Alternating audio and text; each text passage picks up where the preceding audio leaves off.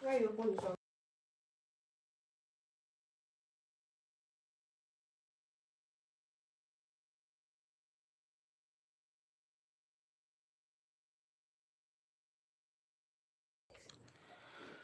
All right. Good evening.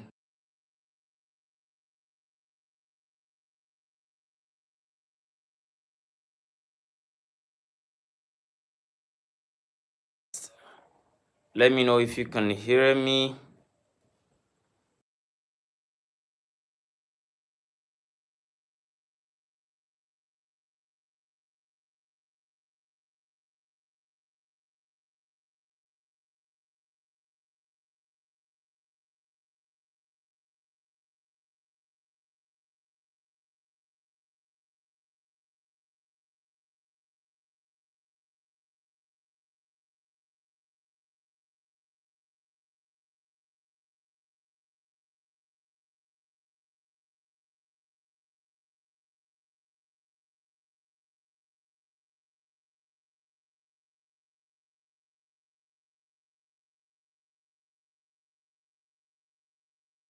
Come. Welcome, welcome. Let me know if you can hear me clearly. Let me know if you can hear me. Very, very clear. Please type in the comment section. Let me know. Oh, great. Welcome to tonight's session. Mentorship with Austin Adetunji. It's going to be an amazing time tonight. I believe you are going to really be enlightened, instructed. All right. Please do me a favor by clicking on the link. Click on the link to this live session. Share everywhere. Invite your friends. Invite your enemies if you have one. Invite your families.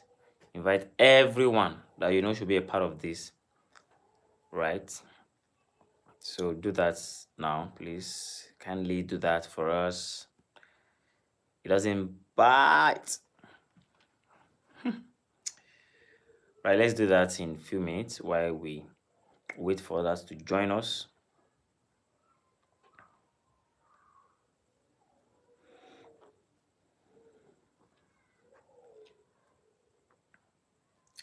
And you can use the comment section. Just just express yourself. If you have an expectation for tonight, I'm going to be talking on what I titled um, "Striving for Personal Excellence." Right? You must have seen the letter that I wrote to you in the morning, inviting you for this night session. So,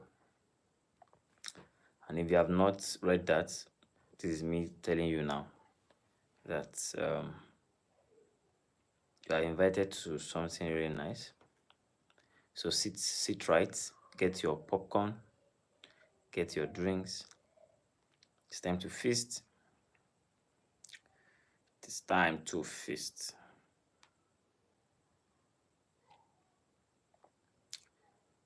All right.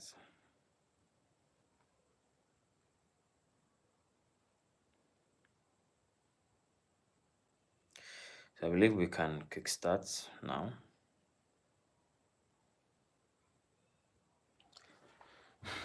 All right. So this I'm going to continue from where we stopped the last time. The last session we had, I spoke extensively on work, right? And the perfect example of a worker, right, is God. Now we saw that in the book of Genesis, how God worked before he rested. And I mentioned that so we talked, let me just categorize all of the things we talked about. This is to refresh your mind because I'm going to pick it up from there tonight. So I mentioned the invention of work itself, the fact that work is not a curse because it came even before the man rebelled against God. So it was not because he disobeyed or he did something by God. He said, because of what you have done, you're going to start working. So it was not as a result of the rebellion of the man. Work was something that predated the disobedience of Adam. So it means that it is not a curse to work. It's a good thing. Because if working is a curse, that means God was under a curse when he worked, right? And rested after he worked. So we had to clear that. That's the idea of work um, came by God himself, right? And he also commanded the man to work. So it means that it's a good thing to work as a man. And we saw um, how we are supposed to work, that we are supposed to work as we see God work, right? There is no work to do unless there's a prototype. So you cannot work in your life based on what God is working in someone else's life. You work in your life based on what you see God doing in your life, right? And we challenge ourselves to work, to more work, to hard work, to staying up, to rolling up our sleeves, to convert our darkness into something tangible, because that was what God did. He converted his darkness, is the chaos, the darkness, the disorderliness to something tangible. And that is why we can look at the work of the universe today and marvel and just feel like, oh my God, what is this wonder? So beautiful to behold. Look at the nature, and you are really excited because someone rolled up his sleeves and worked when everything was in disorderliness and in chaos. He picked up the project and he worked it. And we said that everything that is working was worked or is being worked, right? So anything that you see that is working means that there's someone behind making it work. So the project of your own life must be worked. You must not sit down in idleness, hoping for a day things will change, things will work, or maybe an angel or a Captain America will come to save you. You know, you must put in the work, must be ready to change anything you do not like, right? So, and this must be preached even in churches among believers, that they should not tell themselves lies. God does not um, want his people to be idle. As a matter of fact, if you are not ready to work, you should not be eager to eat. Right? So you can get the teaching is there on YouTube, can get it and be blessed with it. Today I'm going to add another flavor to the conversation, and I believe you are going to be very, very blessed. Yeah, very blessed. And amazingly, we're going to pick. So it looks like we are studying God. Yeah. So, but of course, so still on the subject of work, but tonight, striving for personal excellence.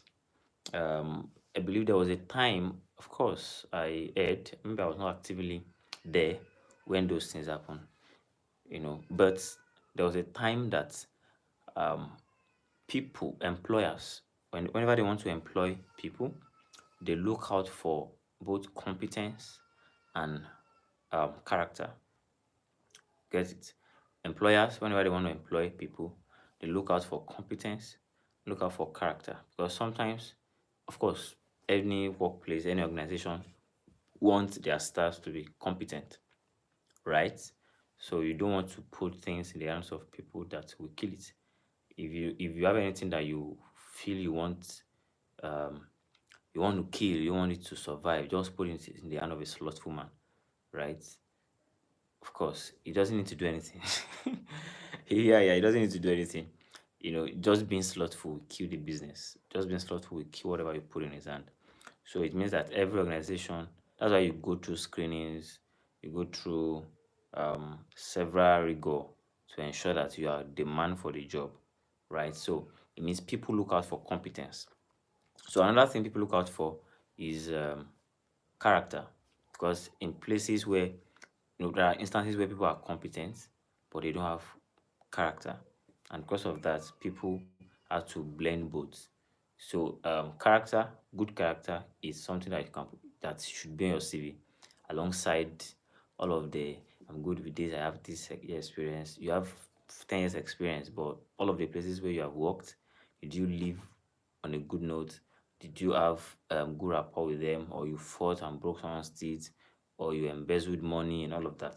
So why did I even come to this story? I remember there was a time where if people want to employ, if like let's say an organization want to employ, they look out for specific people, look out for people from a particular church, particular denomination. I don't know for what reason. Maybe because, so I don't want to say because of competence, but maybe majorly because of character. So they say, if this person is from this church, we are going to employ them. So the reason why I even started with this story is because I was trying to check. I'm not sure if it's the same now. Like, I mean, currently, I'm not sure if it's still the same, that people look out for members of their staff, right, from among that denomination, right? Except what people do now, maybe it's just recommendation. I know someone is from my church, not really, because we know that anybody from this church, right, will do well. Anybody from this school will do well. So there was a time like that where it was always, people look out for Christians to handle their business, handle their project for them. So it is well. Now let's go to. So we have checked God. We checked God's work ethics. We checked um the work, how he expected us to work and all. Today I want us to look at something very important. That's in Genesis chapter 1, verse. Okay, let's read from verse 4. Okay, let me read from verse 3 so that you can get the background context. So then God said, "Let there be light," and there was light. And God saw the light that it was good, and God divided the light from the darkness. Pay attention to God saw the light that it was good, and God divided the light from the darkness. God called the light day, and the darkness he called night. So the evening and the morning were the first day. Then God said, "Let there be firmament in the midst of the waters, and let it divide the waters from the waters." Thus God made the firmament, and divided the waters which were under the firmament from the waters which were above the firmament. And it was so. And God called the firmament heaven. So the evening and the morning were the second day. Then God said, "Let the waters under the heavens be gathered together into one place, and let the dry land appear." And it was so. And God called the dry land and the gathering together of the waters he called seas. And God saw that it was good. If you jump to verse 12, he said the same thing. And the earth brought forth grass, the herb that yield seed according to its kind, the tree that yields fruit, those seed in itself according to its kind. And God saw that it was good. You're welcome, you're welcome, you're welcome. I don't know, is this is a big comedy? You are welcome. Everybody, you are welcome. I'm doing very well, and I believe you are doing very well too.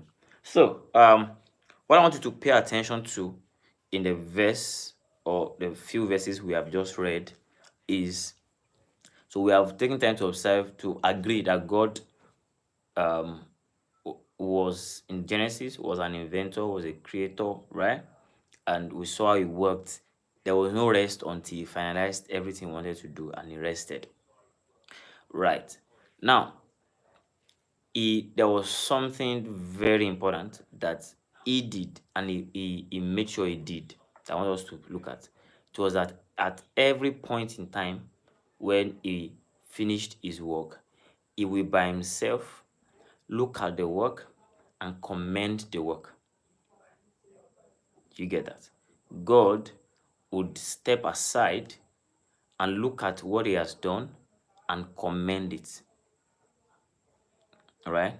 So God always would not just produce, he produces and look at what he has done and be the first person to commend it.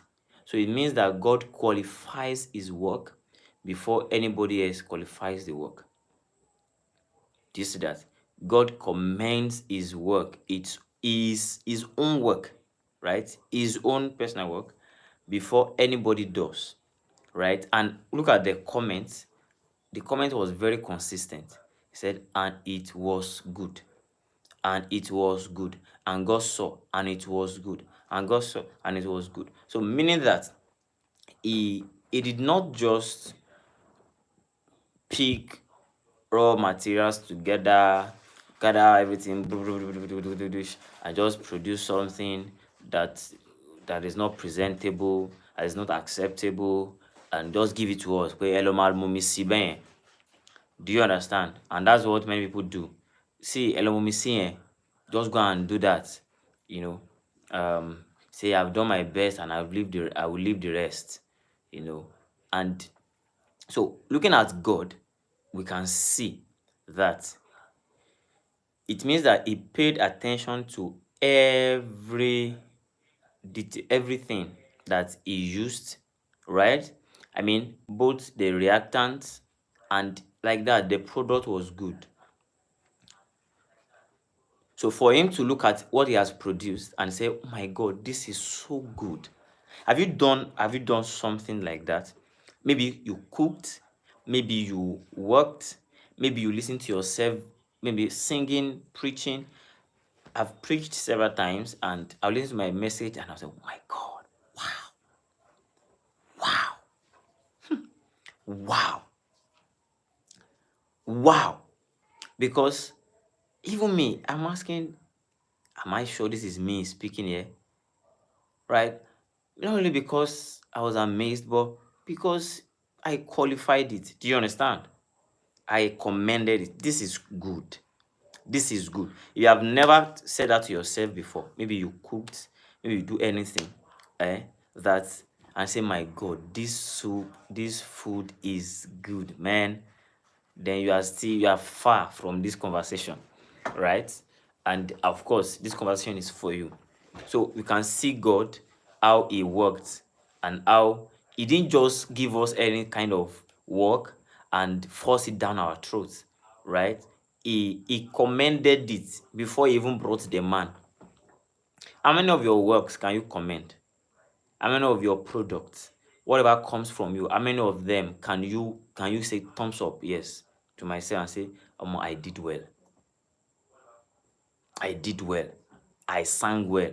I prayed. Even if whatever you are doing, I worked well. Especially if you are involved, maybe in work that requires you to maybe produce something, work with a client, right? Even if it is service you are selling and not product, a customer relationship officer, whatever it is you are doing, that you are done talking with that fellow and you say, "Oh my God, that was brilliant. That was brilliant." Right? So you must be able to. So now we are saying that you should not just embrace the idea of work because you have been taught that to work is not a curse, but you must also know that everything that emanates from you, that proceed out of you, is carrying your name. Whatever you do, right? Whatever work that you do is carrying your signature. Whatever you say, wherever you show up, whatever you do, that you have to say, tender it as and say, "This is what I do," or what I have just done for you. You must ensure that it carries that signature. That whenever someone is probably looking at it and say, who designed this? Who produced this? I can always say, boldly say, it's Adeola, it's Bolanle, it's Adeshola, that your name will be on it. And this whole idea is one thing we have not really, or many people have not really understood, right? That it is not just enough to work, but that you must work well in a commendable manner. That whatever goes out from you carries your name. Whatever goes out from you carries your signature. But reverse is the case. People work, but they do shallow work. People they interact with their customers, but they don't invest themselves into whatever they do. And one thing you don't know is that there are ways you will show up for your business, for in your place of work, that, oh my God, will not take you serious. I write, and whenever people work with me and I have to go through what they have delivered, somehow I don't know, but I believe it's true for everyone. I just can't overlook what people give me, right? I can't. There's a way I place the person side by side with the work. I don't know if you get what I'm saying. There's a way I place whatever you produce side by side with your person, because I believe that whatever makes you submit this to me, right, as your best, and there must be something wrong with you. Yeah, right. There must be something wrong, because the idea is, if this thing goes out to my clients, then there is a picture that must be in his mind about me. And that was the same thing with God. That everything God did was good.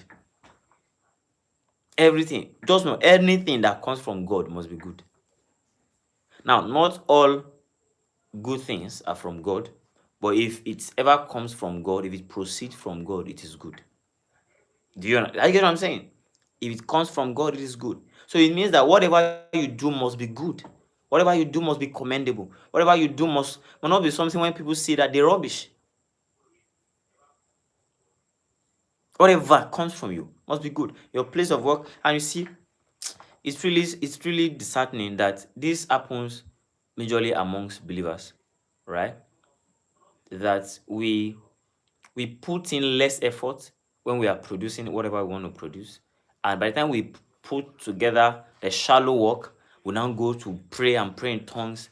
You are going to record this. You are competing with a guy who is an unbeliever in the whatever. Let's say music. Let's take music for example. I'm not picking anybody, but I'm going to talk on all of those industries, right? You are a music producer, or you are a choir in your church, and you feel you're part of the choir, and you feel you want to sing, you want to release a song, right? You will not put in you if you will get the worst producer, you get the worst the sounds you use and everything you use to just produce that thing is just the worst version that you could have gotten. You now put them together, you now sing the song, and when you were singing, and we heard your voice, it was sounding very well, ha, ha, ha, like, by the time you finish producing, it's looking like something else, and you want to compete with someone who is singing rubbish.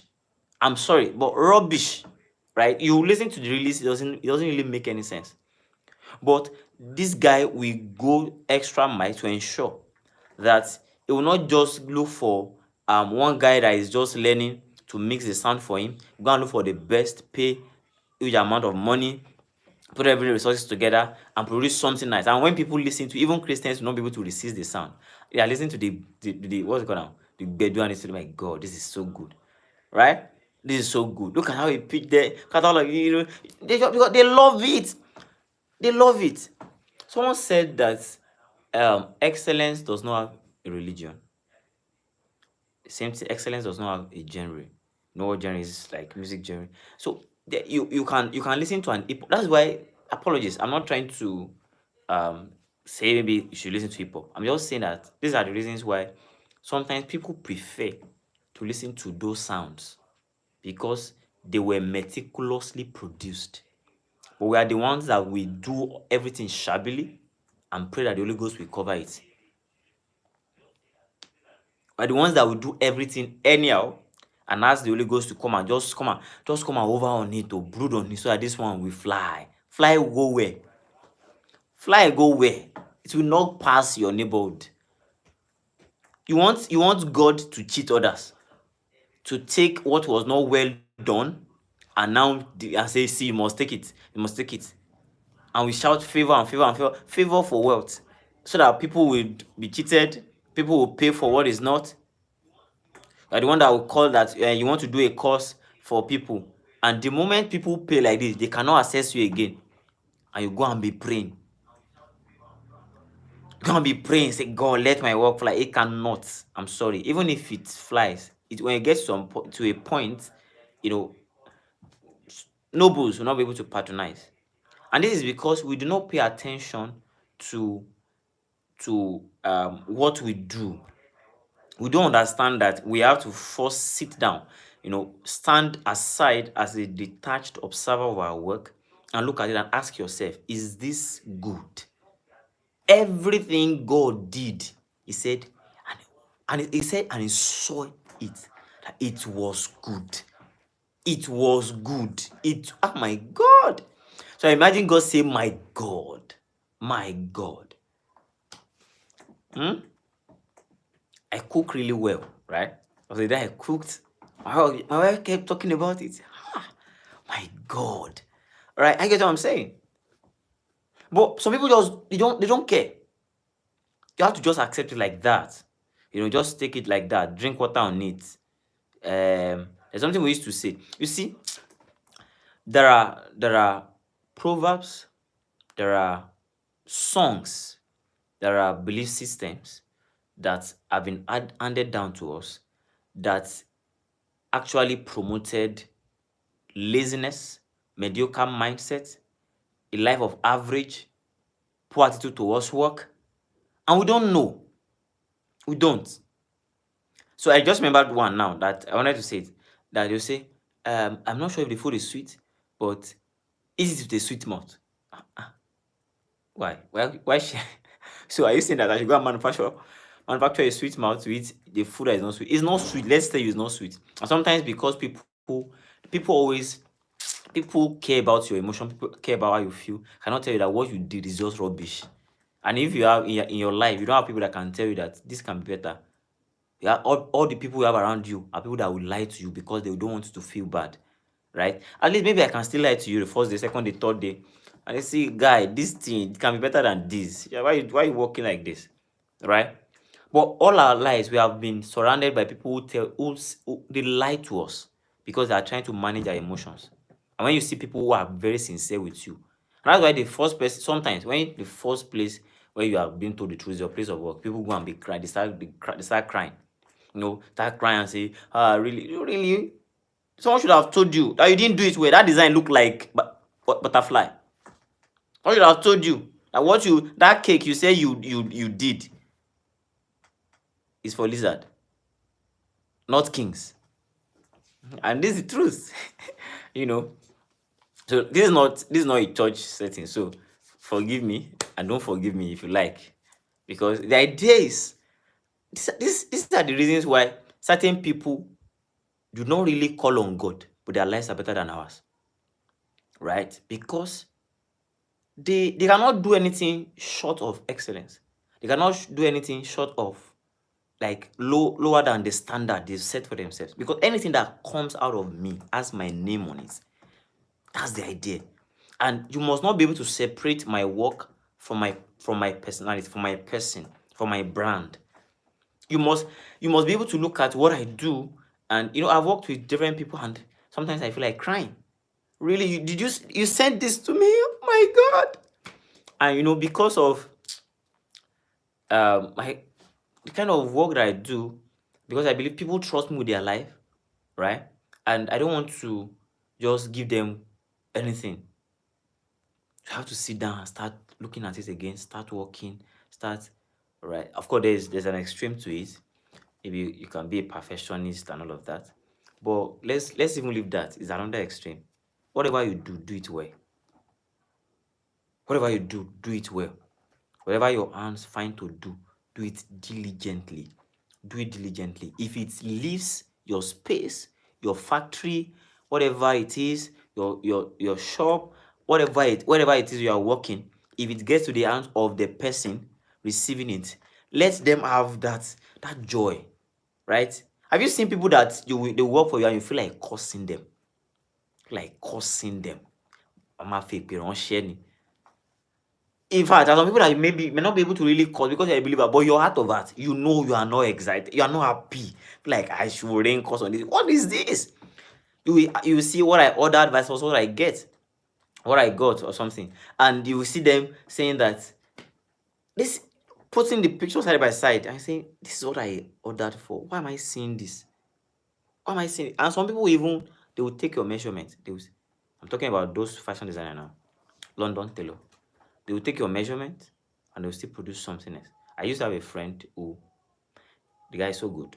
Doesn't need to look, doesn't need, just show him your picture. He will not take any measurement, right? So we can come to that level of, see, it starts with first agreeing with it, that whatever comes out of me comes from me, right? Whatever work I do carries my signature, carries my name. There's a reputation. There is a reputation. There is a name I want to protect.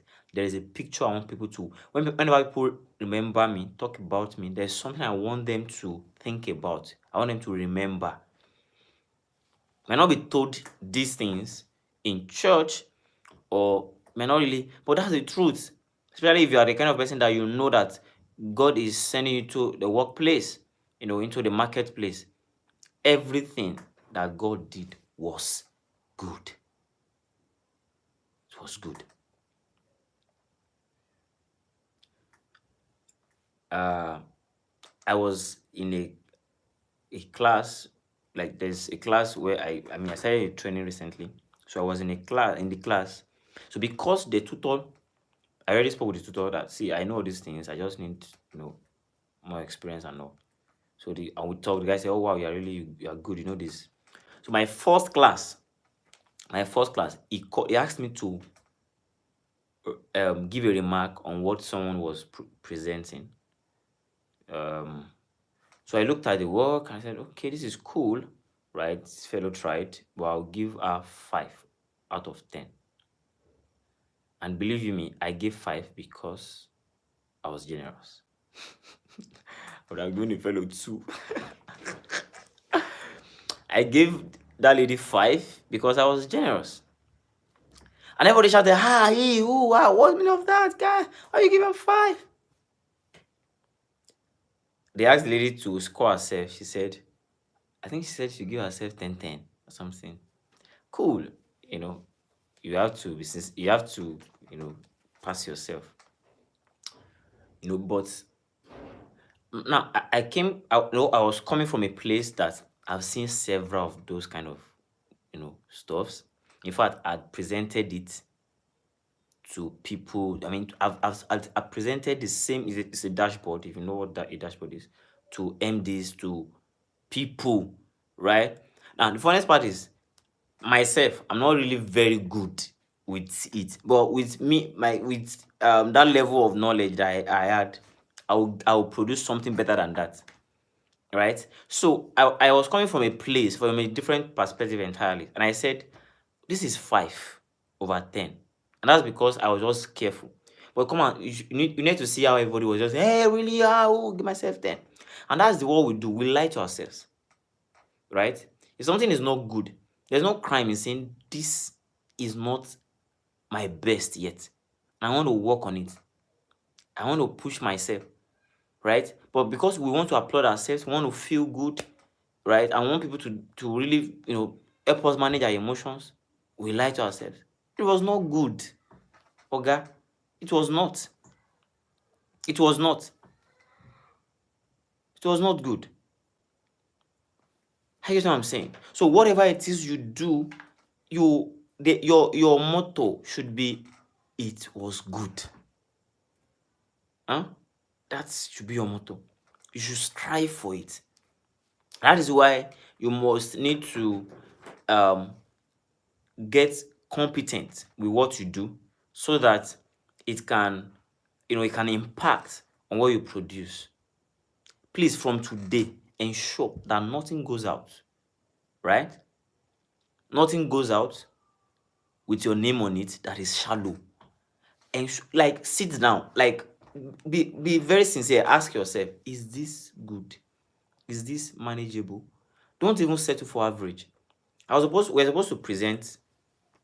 We are following my WhatsApp channel. You'll see it. If you are not there, please just go and look for it. Austin Adetunji on WhatsApp. You'll see it. We're supposed to present a project, and I worked on the presentation, the slides and everything, and I had to sit down because I was going to present it. So, but I had to envisage what were the questions these people will ask me. I wrote down the questions. I found out that we didn't even have it. I mean, we didn't have answers to these questions. Why should I even go out and present it? So I told the guy, the lady, guy, we can't present this. We can't. And we went there. Everybody presented. I think so. My group and one other group, we couldn't present. But I was okay. I was okay with the shame of not being able to present.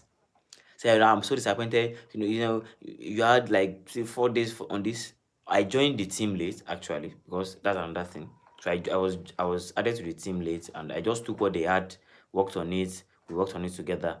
But I felt this is not good, and I would not have my name on this. So I prefer somehow, but none of those two situations, is good.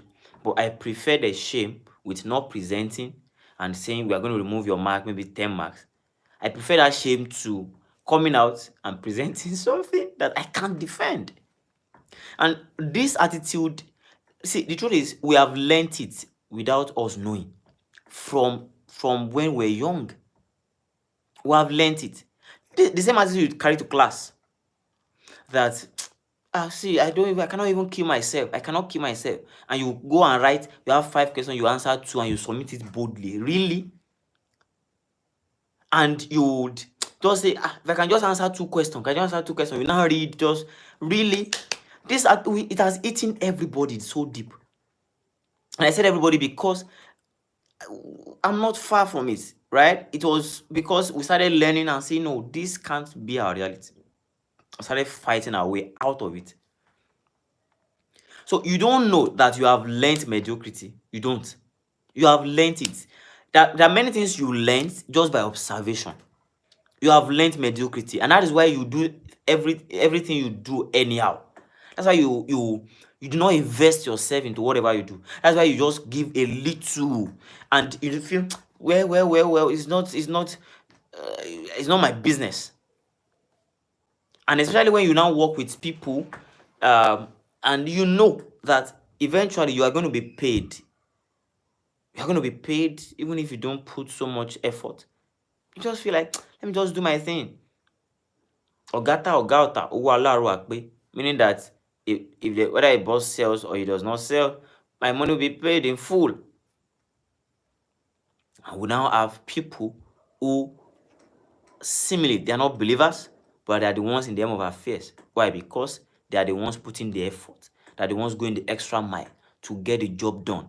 And you feel that God should be unfair to them by putting you where you are not qualified for, putting you in charge of things that you are not capable of doing.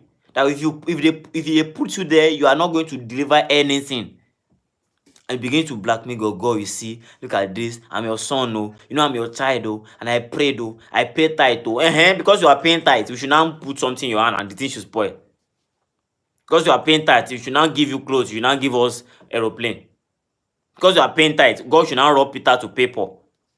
Because you are paying, you are. Why? Why? Sit down, ask yourself, is this the best? Is this my best? Is this my best? Or can I still stretch myself? Can I do more? Can I present something better? A guy did a design for me one time. He was going to travel for NYC and did a design for me. I just rushed everything, sent it to me. Dropped his laptop and went for orientation and said, send me money. I said, oh guy, don't be so now. If you know me, I will, in fact, you will send it, I will be looking at it like this. It's not like I've not seen it, but I don't know how to judge this yet. I'm trying to see. I don't want to give you a pass mark when I can't really think. But I want to see, is this good? Is this not good? Is this good? Is this not good? So you now dumped it in my DM, sent account number. I didn't send anything because it was not good. It was not good. It wasn't. I can't even remember the name of the guy. Say, sir, you know, I told you I'm going for him. I say, you should have given it to someone else. Or you should carry that to your laptop along. Because you know that I would ask you, what's the meaning of this color here? Explain to me. I don't know color. I don't know these things. But explain. If you can convince me that this is what you... No, there's a way you sell what you do. And the person will feel, yes, I have won the heart of people, of clients, just by defending what I did for them. By the time we are probably in maybe 30 minutes into the conversation, they are very good. Guy, you are good. I know you know this thing. Yes, I know it. I know it.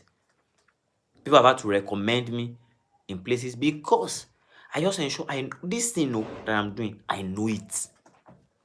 I know it. So if I'm going to do anything at all, I want to strive. Now, it doesn't have to exactly be perfect, but let it be obvious that you are striving for that perfection, that you are putting in all the effort to ensure you are making clothes. We can always see the whatever, the lining, the style, the thread, everything, the threading nice. If you are cooking food, the plating, not just, do you know how many effort I put into this? You see, one thing you need to know is that people will not actually reward you for your effort. They will reward you for the result, for the output. Yeah. You will not be celebrated for the effort.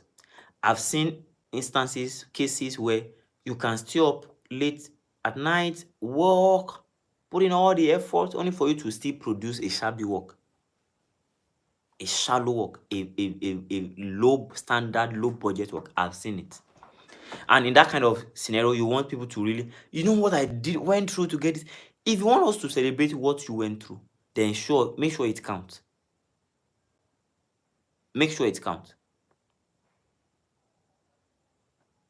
I get what I'm saying. Make sure it counts. Your motto should be, and it was good. It was good. It was good. You get what I'm saying? I came with a raw tonight, Abby. Well, of course, I'm just being sincere. There's nothing deep. Not really serious. So it's a conversation you should have had before now. Right? So because we learned mediocrity, you need to flush it from your system. I can tell you how you have learned it. Many ways you have learned it. You learned it in a lot of ways. Nobody took pen or marker and started teaching you this how to be a mediocre. No, you learned it, you just saw it, and you embraced it. The school you went to, you were trained, tutored, taught by mediocres. Yes, you were taught by mediocres, not by brilliant minds. So you learned it. You learned it. You saw everything. You saw how people were always late to work, how people were always at least I've done several works. You know, I once worked as a teacher. We write notes, and sometimes people just write anyhow. Me too. Sometimes I just say, let me just rush it, Jare. They will understand. It's part of our system, and we need to flush it out. We need to flush it out. Let me just do minus just plus Satan, and put it there like that. Let me just do this. Let me just do this. You learned it. You learned it in school. You were trained by people who were not sound. And the other place where you should have learned, how to show up well, how to be better with what you do, how to do a commendable work, is in the church. But unfortunately, you went to a church where they would tie red and green and blue together. It didn't matter to them. It didn't matter. You understand? It didn't matter. It's not just to finish service today. Let's put it there like that. No, it didn't matter to them. So you two say, so that's true. There's nothing. Why are you taking everything serious?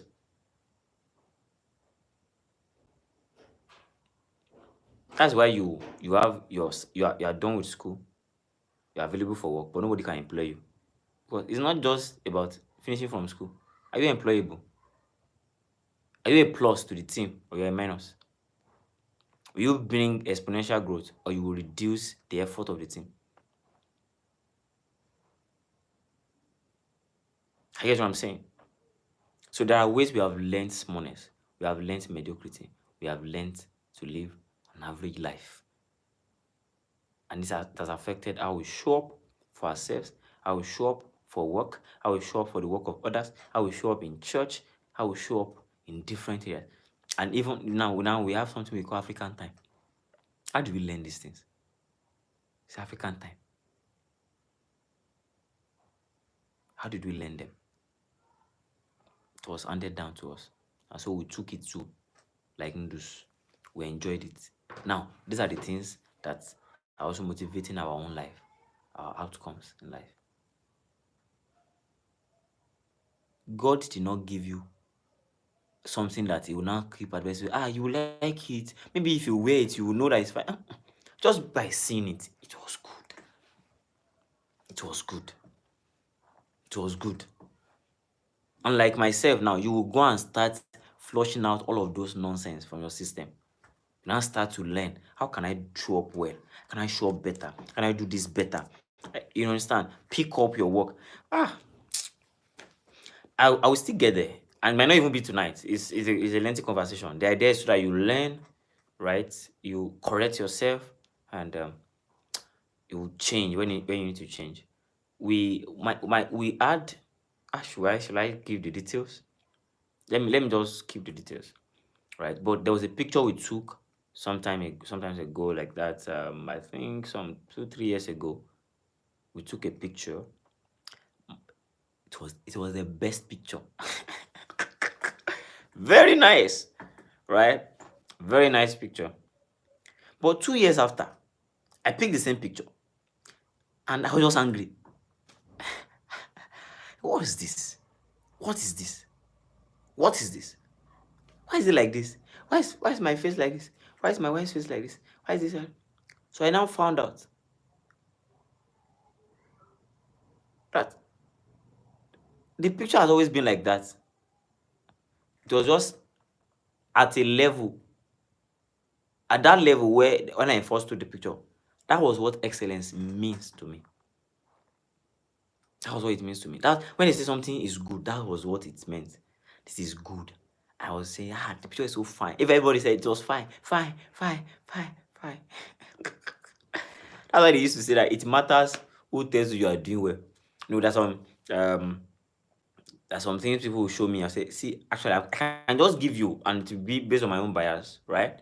But let's give people who are in the feed, who are doing well. Let's ask them, because if I tell you are doing well now, maybe on a design, that someone who knows about design, look at it, look at the color combination, look at the alignment, look at all of those, and just say, this person is an amateur. So it matters who says to you that you are doing well. When I look at the picture again, I think 2 years after, I was like, my God, I think I have grown. Yes. So this is what I call good then, but now it's no longer good to me because I feel this can be better, right? I did not consider patronizing the same person again.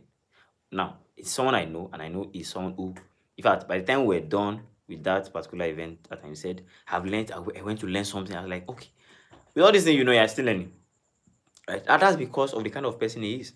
He wants to, ensure that whatever comes from him, because in fact, they kind of, look at it.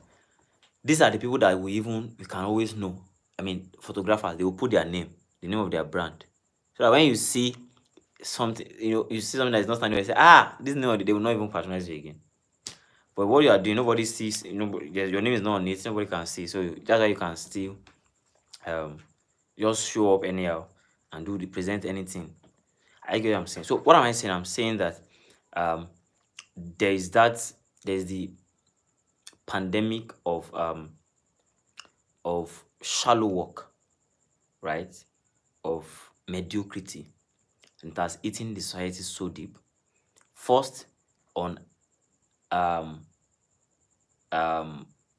every African guy, every African lady, right? Then secondly, on believers, so to speak, and I mean it, believers, because we believe that we can pray certain things away, we can call the hand of God. You will not prepare for, if you are given just 5 minutes or 10 minutes to preach or to pray, you will not prepare, and you just expect that the Holy Ghost will just come and cover up for you. Stop it. That's not his work. That's not his work. That's not his role. Right? He's not supposed to clean up your mess. or cover up for you when you have not prepared, or you are making clothes, you not do it well, or you are given a task to do. You had 1 week, you started 2 days to submitting it, you're now rushing it.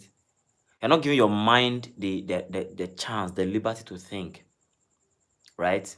To think, to create. So you're now doing it 2 days to presenting it. And then you have to rush it. And when you're even presenting it, they're asking you, wait, are you sure you did this? I get what I'm saying. So we need to really be strong. I mean, put in the work on ourselves. Whatever you do now is a result of who you are. So the focus is you yourself, and it's serious because sometimes people don't really see anything wrong with these things. They don't see and say, what is it? They don't see it, and that's because it has become part of them.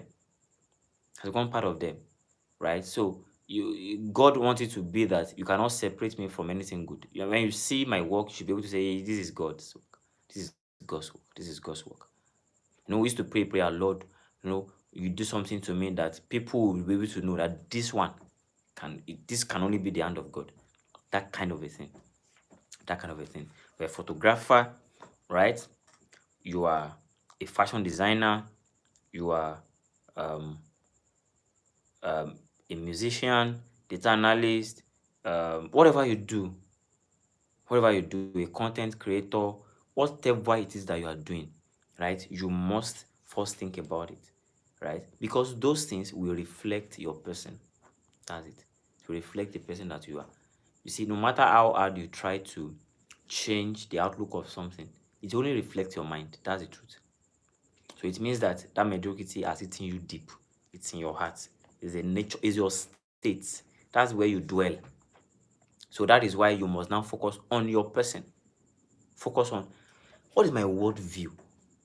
Like, how do I perceive things? How do I judge things? What are the things that interest me? What are the things that um you understand? So some people, they're easily impressed. Something like, wow, so fine. Really?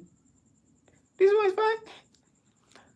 And you need to judge the things that appeals to you. I can see what I'm saying. That appeals to you. If you think this one is so fine, then there's something wrong with you. I've seen a lot though. People will send me certain things and I'm asking, what's this? They say it's good. It's good. If this is appealing to you, we need to keep you somewhere and wash your mind again. So now this is a state, and that's the truth. We cannot deny the reality, right, of this, right? And in fact, this conversation does not take it away. That's the truth. So I'm just here to first let you know that whatever you do is a reflection of who you are, what you see, how you see life, how you interpret life, your worldview, your perception about life, about people, about nature, right? So I'm not here to help you change it. Of course, this one, like I said, it cannot change it. But I just want you to agree, right, that you cannot push for excellence because that is who you are. You get what I'm saying? Okay, maybe I should balance this way. Sorry. Well, you don't have to be like that. You learned it, right? You learned it.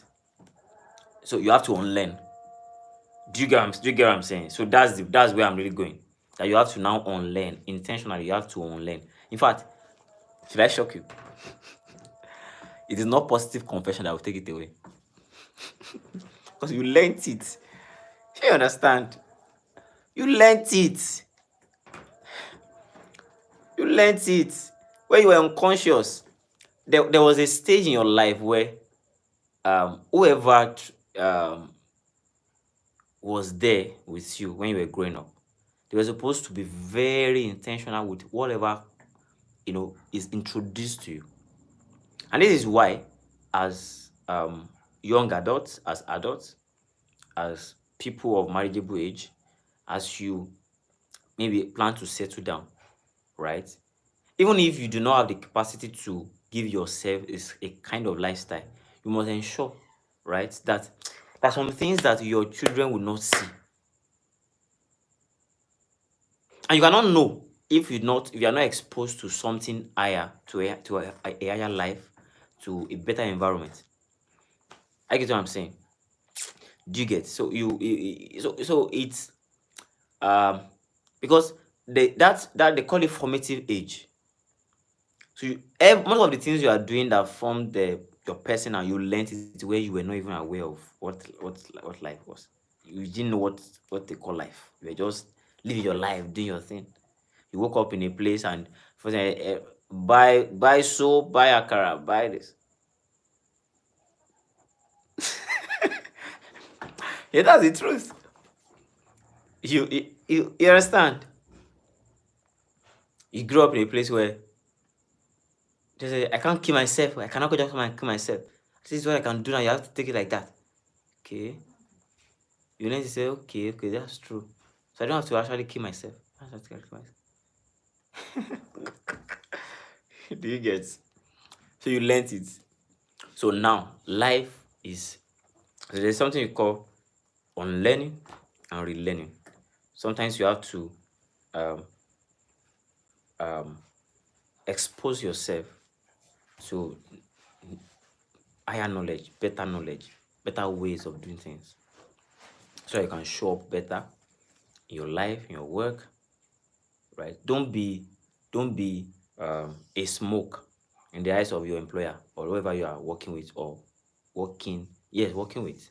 Don't be a smoke, right? That just give them trouble, give them problem. And this is why education is good. People we go to school, but unfortunately people just go to school and school don't go to them. So it's a different thing entirely. People go to school.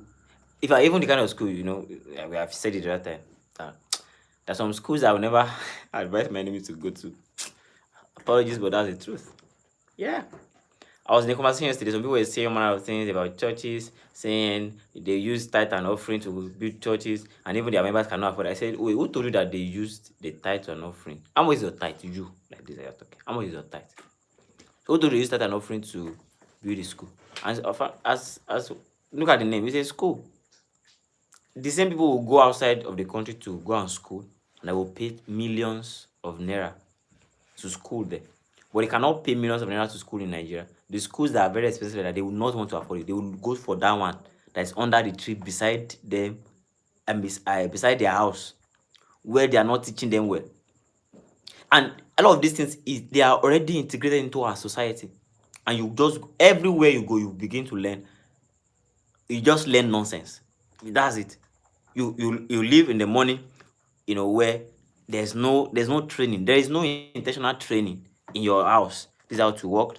Nobody taught us. Nobody taught us that this day we should carry yourself. Let me say something. So I remember I went to a restaurant. I will still come back to my story. I went to a restaurant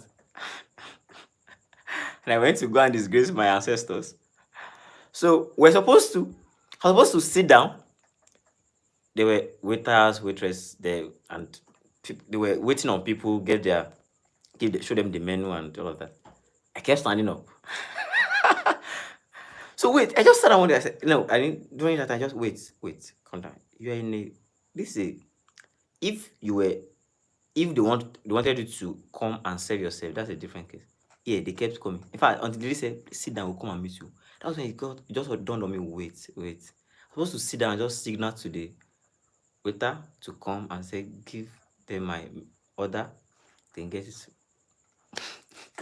Don't tell anybody I told you that. Right, but these are the things. So imagine you wake up in your house, no training, no education. Education is not about going to school and learn ABC. No, education, right? There was no training. You get out from school. Your school is the one under the tree beside your house, and then you'll be hearing them shout, "A for apple." From there, you maybe you go back home, look at it, and you are on social media, scrolling on Facebook. The best comedian you like are the ones that they used to speak bad English, all in the name of content, all in the name of whatever. Maybe they are trying to sell that character, and you don't know that just by listening to them, you are learning how to say bad English, how to speak bad English, how to pronounce the words in a bad way. You are learning it. You don't know. See, as you begin to work on yourself, learn, you now begin to choose the people you listen to, right? The kind of people, and they say that whoever has your ear has your life. The same thing with your eyes. So you are seeing, you are learning. You will not know the day that, the idea of people typing and say IDK, I don't know. Look at it. So people made mistake in exam, in their WAEC. They wrote DIS. This is you. Because they don't know that whatever I do has to be good. And in their normal chatting, they will chat anyhow. They will, and like that, they go to exam and they wrote rubbish. I get what I'm saying. So my first, now this conversation is divided into two. The first session is to do what I'm doing to help you see that you're in trouble. You're really in trouble, right? If you have learned many things and you're not trying to unlearn them so you can learn something else, learn, see a new way of doing things, of showing up, you're in real trouble. A big one. Because nobody taught you or told you that what you believed about life is not true. How you think life should be done, how things should be done, is not true. Your reality is different, a lot different from what people at their best. It's different from how they see things. So there's that laziness, that mediocrity that has become part of the society, and by extension become part of us. So everywhere you step, you are seeing it. You are seeing it. You are seeing it. Are you see what I'm saying? So let me overflog it. I know you have learned that. So, having agreed that mediocrity has been wired into our society, right, and different ways of communicating it to us, selling it to us, and we take it, we accept it like that, not asking questions, not asking why should this be, why should it be like this, right? But my goal is to help you see that you should actually ask questions and ask yourself questions. Why am I like this? What is wrong with me? What is wrong with me? Um, um, why is my life like this? Do you understand? Sometimes the reason, more of the prayer we are praying that God should sort our bills for us is, or let me say, the issue of poverty is mainly because what you are doing, you're not doing it at the highest level of perfection yet. If you are doing it at a level of perfection, you're going to actually serve people who will reward you better. Sometimes you don't need to change what you are doing, you just need to change your audience, the people you are serving. So because now the idea is what you are doing, what is in your hands, right? That you are selling, whatever it is, service, product, ideas, whatever concept it is being rewarded. But look at it. If you serve a peasant with your giftings, the guy will only give you, at most they don't give you thank you. They give you thank you or give you certain things. But if you serve a noble, serve a king, right? You know that you are going to be rewarded well. So, and for you to be in the service of the king, there's a way things have to be done. Remember the story of Joseph that was released from prison, and as he was released from the prison, he was going to speak to the king, to talk to the king about his dreams. He said, "Hold on, let me shave first." He shaved, and he went to present the what's it called now? Present himself and interpreted the dreams. I learned something this week and it just blew my mind. That, do you know when Jacob prayed for, I mean, Isaac prayed for Jacob? Genesis 27. Isaac did not only pray for Jacob because of the food, the venison. Because if it was for the taste of the venison, it was not Esau that prepared the venison, it was the woman. So it means that the venison was just a way to, okay, go and prepare this for me, just to prepare the guy so that, come and present it before the king. Because the man should have said, this is my wife's food. So the Bible was silent about that. But the Bible says he asked the son to kiss him, and he smelled him. And he said, the smell of my son is like the smell of a field that the Lord has blessed. So it's not just about the food, it's about the branding. But how he showed up, how he presented the work. Right? So not just that, this is the food, eat it anyhow. And I thought also have less mediocrity in many ways. You're the one that wants to eat, and I don't know if this story is true, but I heard it. I didn't mention himself because I'm not sure if it's true. That two people went for interview, that they qualified, both of them qualified for the job. So they wanted to pick just one person and they needed to test them. Every time I remember this story, every time I want to eat that food, and I remember this story, I always just feel like, okay. So the guy, so two of them, they took them to a restaurant to eat, bought beans and bread for both of them. So one guy just said, since morning, I've been starving. I've been sitting there since. I'm very hungry. Thank you so much. He just took the bread. You know this bread now that they don't tie them. I don't know how to do it, but it's a bread that the nylon is very, you can just say to them, bah. So that was the bread. So one of the guys just said, I'm very hungry. Just took the bread, just said, saw it, bah, can't eat. The other guy gently opened the food, losing the nylon, put the nylon. I wish I can demonstrate very well. Put the nylon down, took the bread, eats very well. Do you understand? So it was that guy they picked, and that guy that had no courtesy, they didn't pick him. Wait, how did you learn to eat? Your house. Your house. Right? So the guy has something to offer. Both of them were good, but one was tested. And nobody will tell you that these are the things they will use to test you in life. Someone has forgot he's not in his house. So that's the idea.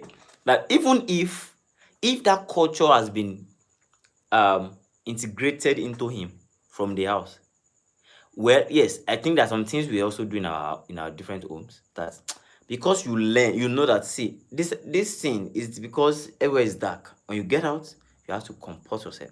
Yeah, and it's true.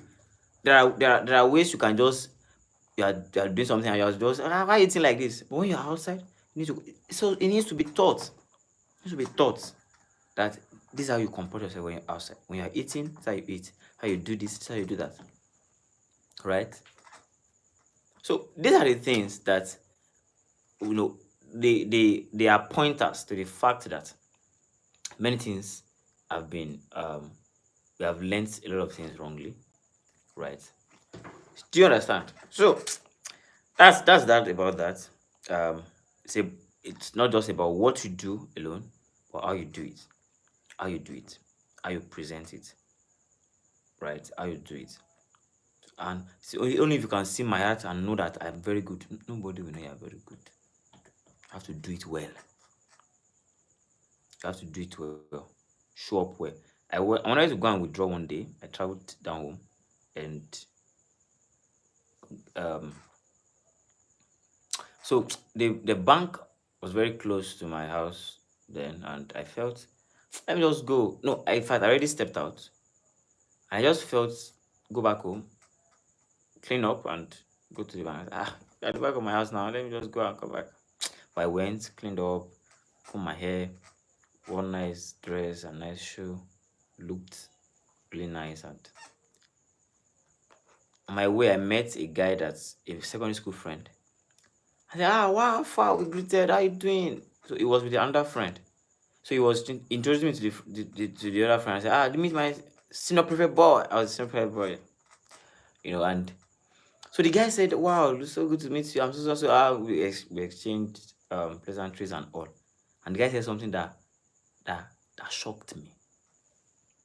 He said, hey, see how your senior prefect boy is dressed. See how he's dressed, well dressed. So I said, "Wow, thank you so much." He said, "You'll be wearing slippers up and down. You'll be wearing slippers up and down." And I was supposed to wear slippers too. I was supposed to leave my hair, just show up anyhow. I was like, wait, I would not have been the message for this guy now, right? If I'd shown up anyhow. Do you understand? Let me share this last story. I went for a job interview. I think someone called me, then I was doing job hunting and all. Someone called me that there's a job vacancy somewhere, so I went there with my CV. So the man was back as I was entering it was a school, one of a very big school. So the man was backing me as I was entering, was speaking with a lady who also came for interview, but not the same role. So as he was speaking with the lady, I was come with my CV and all of that, dressed where I came there, and the lady was in the conversation with the man, I think the principal. The lady just saw me say, "Hey!" So she hailed me. She said, "Edu, Efiko." I was like, "Ah, you are inside. Focus on what you're doing now. Why you?" That was how I got the job. Oh. I didn't do an interview. No interview. So this lady, I taught her before. No, was it? I can't even remember. But she just knew that this guy is very good, very good, very good. So the man just looked at me and ended the interview and said, "Okay, what are you here for?" I said, "I came here. I heard there's an opening to teach mathematics." I said, "Wow, okay, mathematics." So he called you in words that I said it means people are sound. He said, "You are very good." Yes, you're very good.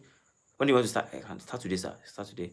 So he just said, "Go and take that class." Now it was that day I started, because your work can go ahead of you and speak for you, right? Your work can go ahead of you and speak for you. I just learned that day that, wow, I need to, ensure that the one that is teaching and you just don't care whether they know it or they don't know it.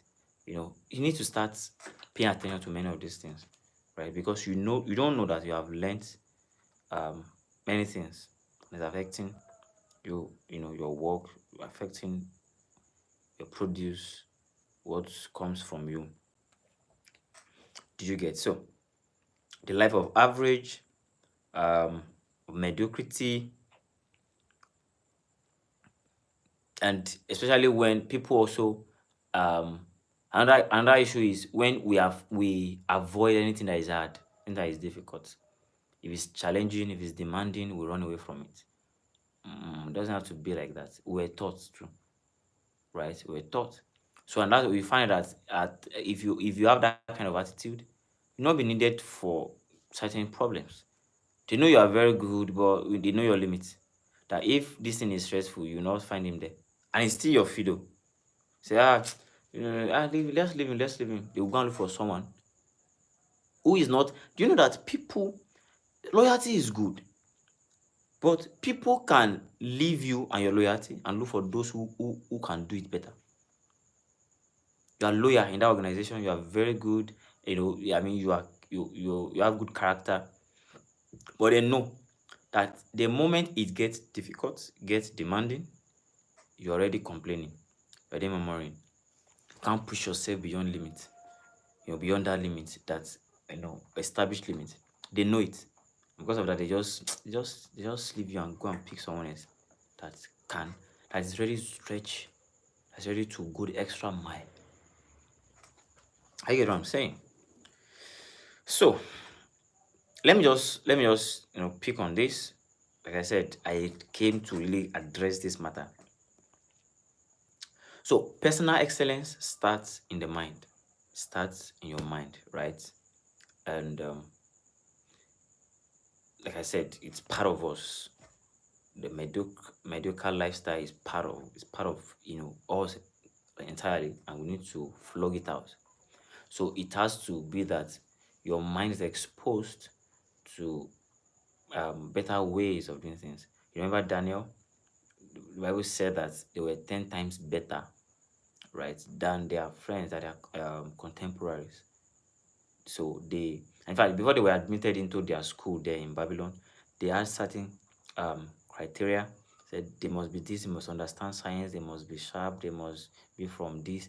I know they picked based on that merit, right? But beyond that, they had personal excellence. Everything they did, it was top notch.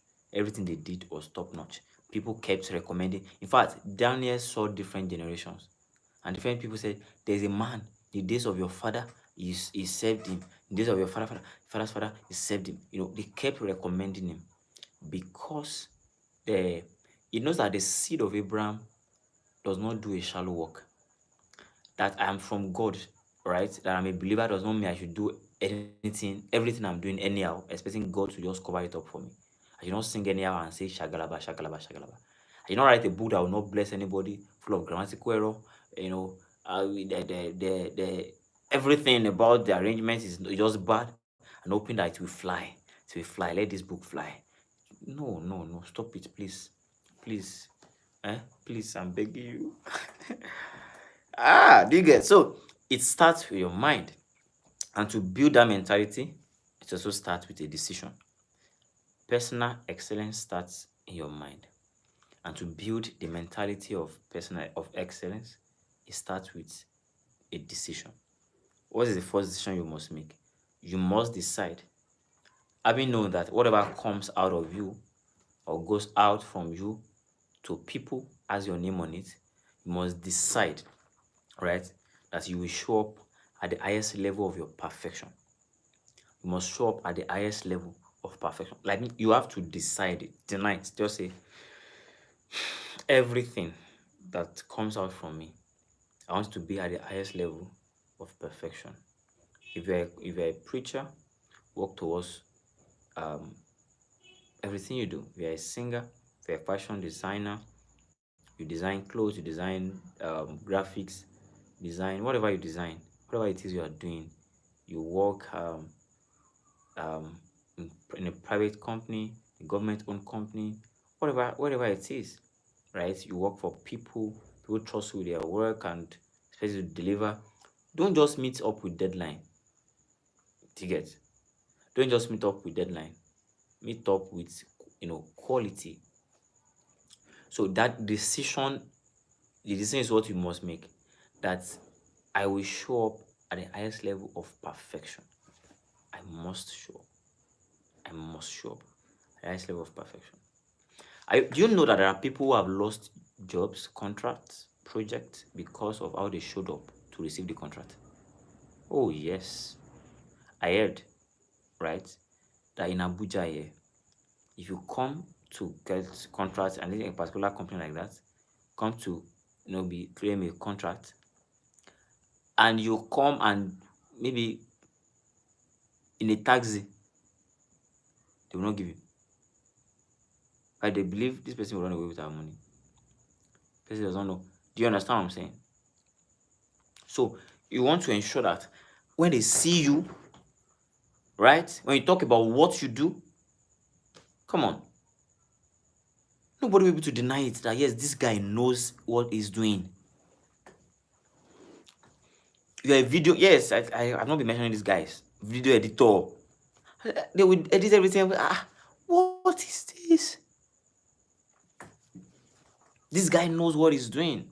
So you decide that everything I do going forward, I must show up at the highest level of perfection. So I said highest level, right? Because excellence is not a destination, it's a journey, right? Because you find out that the excellence of today or the excellence of yesterday is the mediocrity of today. I gave you a scenario of me loving a picture, then 2 years after, I was questioning why I loved it. So the excellence of yesterday can be mediocrity of today, right? So it means that at now, ensure you are showing up at the highest level of perfection. Strive for it. Decide that nothing goes out from you. Nothing comes out from you that will not be close to perfection. At least that decision will now help you put in the right structure, put in the right work. I get what I'm saying?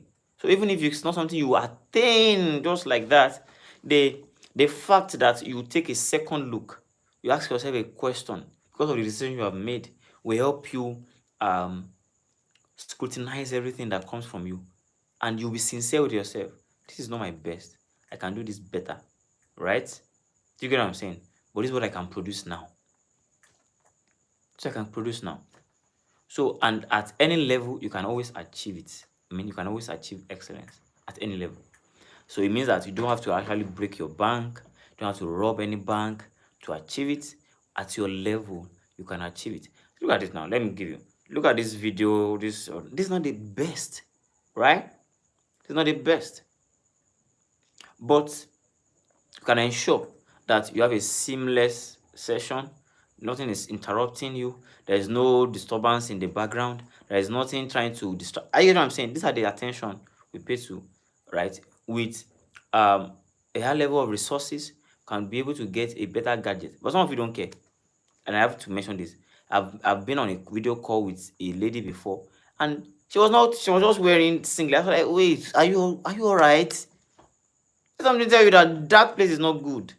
The way you go and wear clothes, it's because she doesn't care. She doesn't know that I'm supposed to show up at the highest level of perfection. Do you get what I'm saying? So you must decide. You must decide that you are going to show up at the highest level of perfection. There has to be this pride. Do you get? Pride. Personal pride. Like a trademark on whatever you do. That if it's not close to this, you don't find my name there. I won't join you. I will not. So that decision must be there. You must take active steps towards it. And one of the ways to take active steps to unlearning, to relearning, to learning how to show up better is, I've always mentioned this, exposure. Exposure, right? Go to places, visit places, nice places, see things that can impact your mind. Visit places that can impact your mind, impact your worldview, how you see things, how you see people. Intentionally go to, just look for fine places, go there, enter. You will not enter the ground. Just go, feel it. You are changing your worldview like that. There are churches you will go to and you feel like, what am I doing here? Because you can't fit in. I mean, when I say fit in, I mean you the way you dress, but next time I'm coming. That's some what I'm saying now is that there's some places that will force out excellence out of you. That's what I'm saying. It will force it out. That by the time you are there, you're the only one. So except you don't care, right? But now I know you care because we have talked about deciding, right? So when you now go to those kind of places, then you go there the first time, you see the way everybody well dressed. You might not really be in the best of clothes, of attires, right? But well ironed, looking well. My God, the next time you're going to shine your shoe. You're going to shave your beard. You're going to wear your best clothes and show up. So exposure, visit places, travel. If all your schooling is within a particular place, please travel. Hey, travel. Your primary school beside your house, your secondary school on the 500 naira to and fro from your house, your higher institution is just 1,000 naira from your house to the school. You have not gone beyond. That is why they do excursion in school. They do excursion, they do picnic, they visit places. At least see something that is beyond the world you are used to. So it can help you imagine, can help you envision. Do you know that the kind of person you wanted to become was also was informed by the kind of things you saw while growing up? Yes, you were informed by the kind of things you saw. I saw a video, they asked the children, what do you want to become? Say, mo fẹ́ ṣe tailor. Mo fẹ́ ṣe kini. Now, being a tailor is not even the bad. It's not bad now. But the way he said, you know that the kind of tailor he wants to become is. I mean, if you know that, you know what I'm saying. Those guys that used to go around with carry that thing on their head, you know. When you can do it excellently, do it better, do it well, serve king. Of course, you know that a sitting governor, a governor of a state will not go and call those aboki and say, help me do my clothes. They won't. They look for the best. They look for the best. And you will see that there's someone that is by your, maybe your street that can do the same thing that they are paying 10,000 naira. And there's someone somewhere there doing the same thing, that someone collected 10,000 and they will pay 100k, pay 500,000, pay 2 million for it. So it's not the issue is not. I say the issue is not tailor as it is. The issue is not tailor. The issue is the mind, the person. So, going out, visiting places will help your mind, will help your dream, will help what you envision. Do you understand? So if you want to dream well, if you want to picture things where you want to imagine, you want to put your imagination to work, right? And you want to be at your best, you need to go out. You need to see how it is done in other places. Without this, you are not really taking actionable steps to personal excellence. Do you understand? So it is important that you do it. And I always say that in the case where you cannot afford traveling, afford to go to places, beautiful sights and all, prayers for sight is one of the things you can do. Yeah. You can pray that God will open your eyes. Sometimes you can open your eyes. You will know, you can be told that, but you are not living your best life. So that's a low budget one, all right? That you don't have money to travel, you don't have money to take it. But sometimes too, it's not because you don't have money to travel. Some people, they say, I prefer to I'll go and buy it by the road, by my street there. They cannot go to take themselves out, buy something, eat, just enjoy the environment.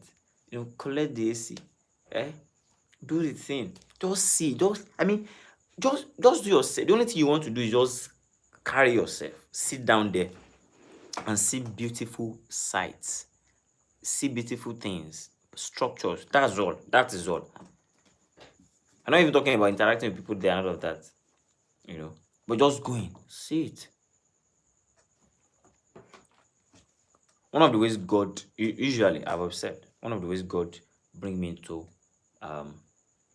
certain realities or certain phases in my life, one of the ways is that He invites me. And how He does that is that He can just order my step to a place. I just need to see it, that's all. I will be able to conceive it as well. I just need to see that, oh, this is possible. I'll be able to conceive it. That was what God did with Gideon. God already told him that, Gideon, you are the man for this job. Gideon kept saying, really? Are you sure? He was so scared. He even said, let rain fall. Let it fall on this wood. It should not fall on the land. He later said, no, let it fall on the land. It should not fall on the wood. With all of that, he still didn't believe that God accepted him because he had a defeated mindset.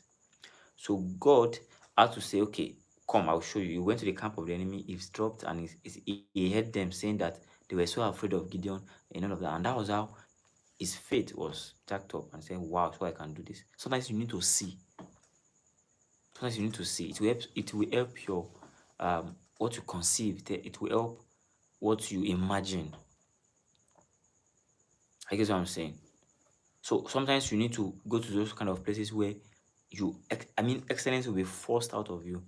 Go to another place where the work ethic is different. So you can know that whatever I do will be well. Whatever I do, I will do it well. Do you understand what I'm saying? Do you understand what I'm saying? Let me say this lastly as I wrap up tonight. There's an idea that if you have someone who is used to firewood, using firewood to cook, right?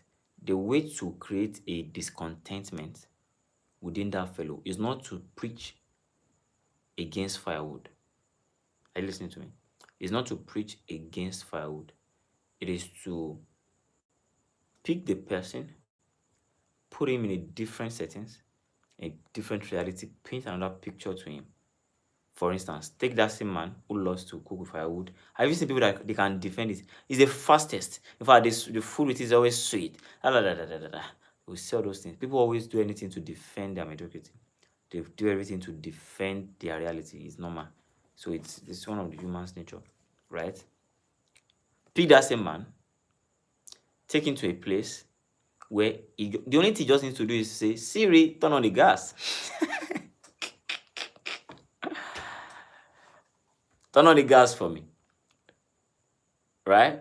And you just have to put, I mean, what he will do, and he will be crying because of smoke. We put in so much effort. Just put him in a place where he will live a different life. After 2 weeks, pick the same man, take him back to his village where he uses firewood. Nobody will teach him. He will hate that lifestyle. Do you get what I'm saying? He will hate that lifestyle. All right. So in striving for personal excellence, you need to see where it is done.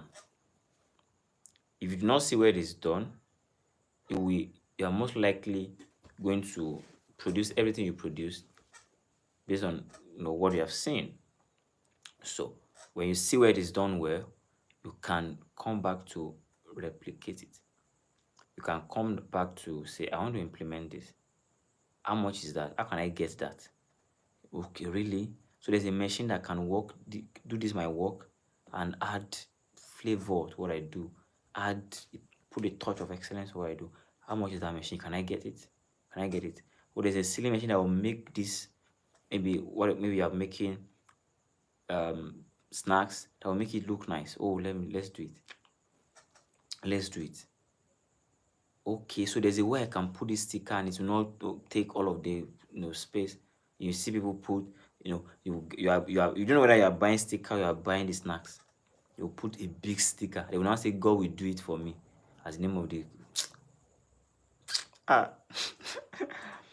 God will do it for me. God will bring sales, as the name of the company, and the sticker is bigger than the snack side in nylon. Come on. We can't blame anybody. It's because you have not seen that it can be done better. You get what I'm saying? So going to places where the excellence within you can be forced out is one of the things you can do to strive for personal excellence. And the other thing is you must surround yourself with a voice of truth. I mean, people can tell you the truth. People can will not necessarily mind your emotion and tell you, yes, that's what you send to that client is not good enough. Let's tell ourselves the truth, right? This is how you can do it, and you too must be ready to also accept it. Sometimes, see, the truth will not. Well, of course, they say truth is bitter. To not always meet us well.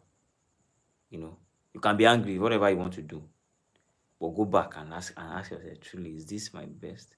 I can do better than this, and see ways to change it. So if you can give yourself to this, then reading books, watch intelligent movies. Stop watching all those. I'm not spending market for anybody, but of course I've mentioned a few. There's some movies that will not add to any. They will not add to you. They will not add to you.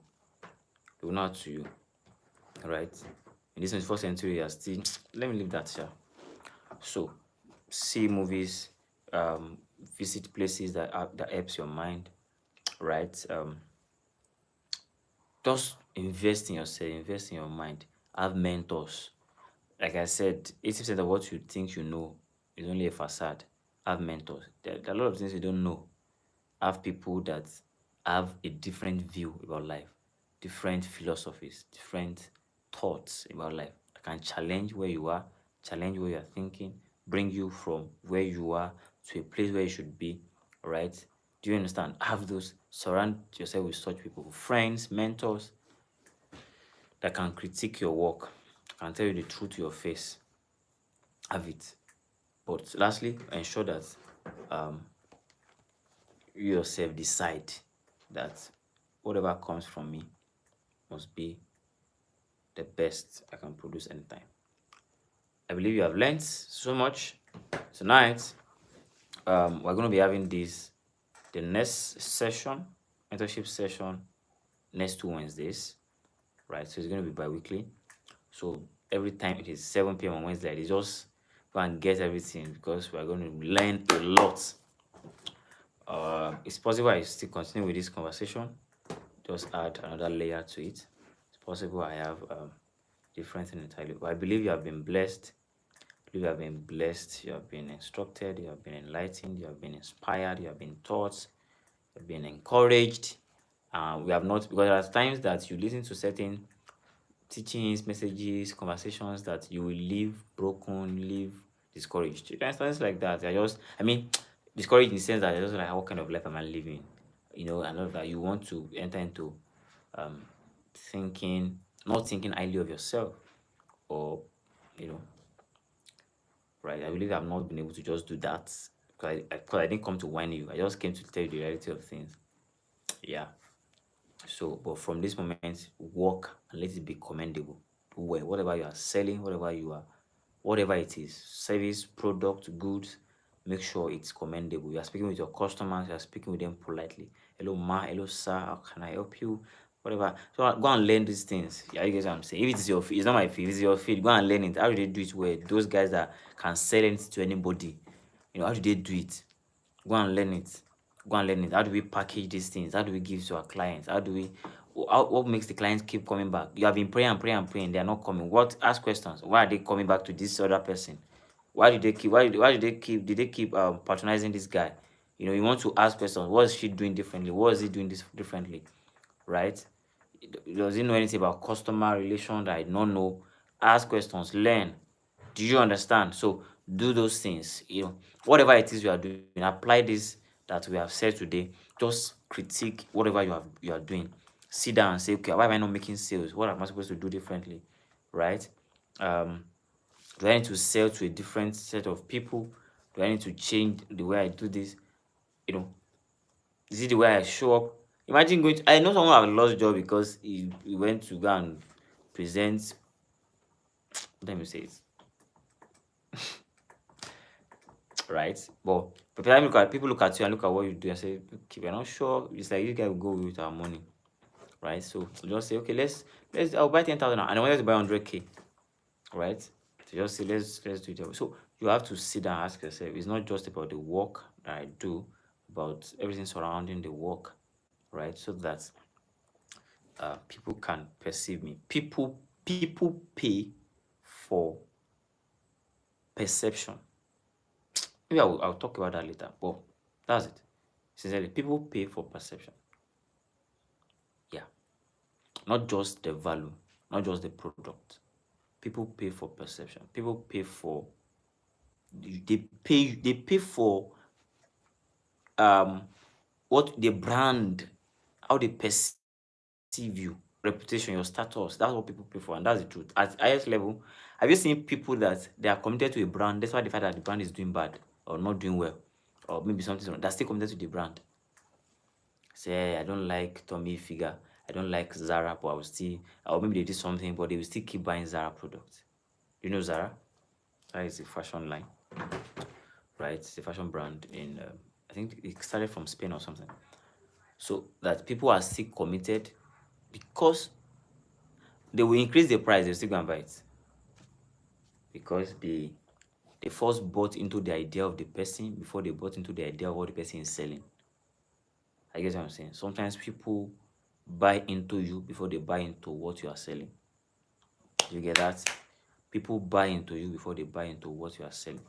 So, and that you talks about the way you present it, the extra mile you go to ensure that I've done this well, but this is how I want to show it to you.